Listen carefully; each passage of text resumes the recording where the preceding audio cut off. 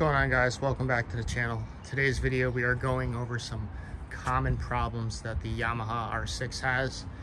They are good bikes and they're pretty fast and they got some good power, but they do have some common issues, and I think it's for the majority of all the years, if I'm not mistaken. So as you saw in the last video, I ended up doing an oil change and put the foam mount on and did the service the chain on this bike, and we got that done, which it needed, which was good.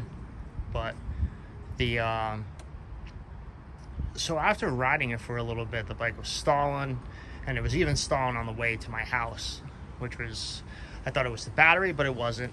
I ruled that out by ended up charging the battery, and I used the multimeter on it to make sure it was good, and that was all set. So the battery's okay.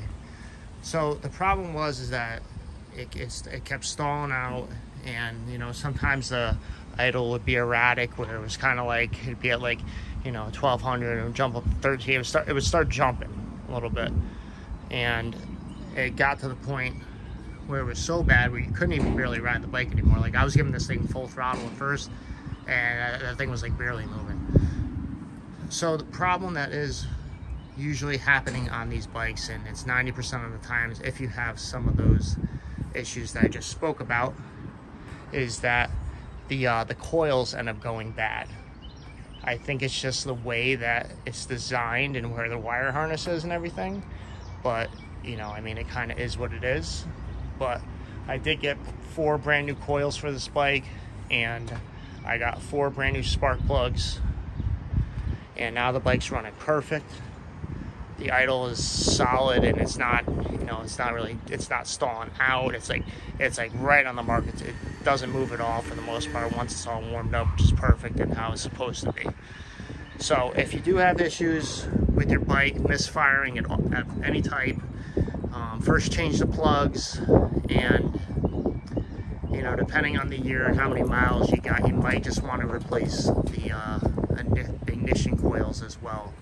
So I mean, you could do a test, and the way I did it was I took a heat gun, I had the bike running, and I started temping each header, because obviously each cylinder has one header, and I saw that one of them was only firing, and it wasn't at what it was supposed to be for what it was supposed to be for temperature. Obviously, the more the bike's running, it's going to get a little bit higher, but the other ones were only, it was running like, it was below 200 on like 3 out of 4 of them, and the other one wasn't even running at what it should have. So I was pretty positive that that was the case. Like I said, we did get new plugs in here, just because you got to rip off the gas tank, and you're getting down all the way in here in the engine, so you're going down like 2 feet. And if you're going that far, you might as well just start replacing the spark plugs as well, because they're cheap and you're gonna have to do it at some point anyway. So like I said, if you're down there doing the coils, you might as well just do the spark plugs as well. But there is other companies that do sell aftermarket coils for this thing. I don't know how good they are. Some people said that they had some decent luck with them. Some of them said that they got them brand new, and one coil was out of spec right from the company that shipped it to them, which kind of sucks. So I've always had the best of luck sticking with OEM electronics on Yamaha quads and street bikes. So that would be my suggestion to get the OEM stuff. It is a little pricey. You're gonna spend anywhere from 60 to 67 bucks per coil, but like I said, obviously you could troubleshoot it by checking the temperatures down there, and obviously if 2 or 3 of the exhaust pipes are at good operating temp, like 460 degrees give or take, or somewhere around there, those are probably good. And if one of them is really running low, or 2 of them is running low, then it might just be those 2 coils that header ends up going into, where the header goes into the cylinder, and that's might be where the bad coil is. So that's definitely a way to test it. The R6 is an awesome bike, but like I said, unfortunately the coils do crap out on these things. So I just hope this helps everyone and it saves a trip to the dealer. It's definitely doable by yourself. It is going to take, you know, some time, especially if you haven't done it. It's going to take at least a couple hours.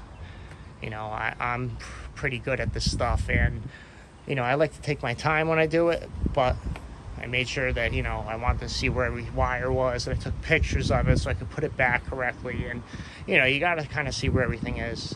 I don't like to really rush through things like that, especially when electrical is involved, because even when I was putting it back, I moved one of the wires that connects to the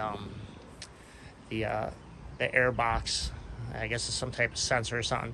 But I did move the wire out of the way, and then I put everything back, and a check engine light went on just because I didn't have that sensor plugged in, but I couldn't find where the heck it was. And I'm like, where the hell is the plug? And then obviously I kept following the harness, and I was like, oh yeah, obviously I moved it out of the way. So it's always good to mark stuff and take some pictures and videos while you're doing it, and that will help. But yeah, so let's just show you a quick little clip of me ripping this thing on the highway.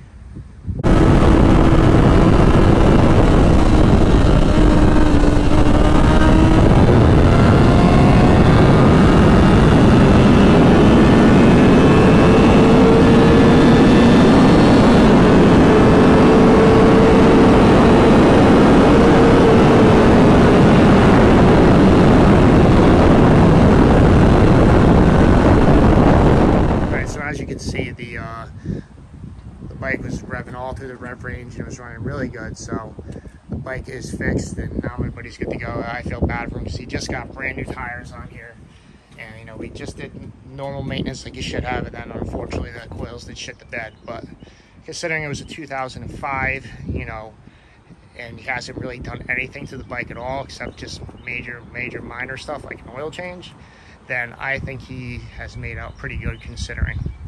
So, all right, guys, hope this helps you out.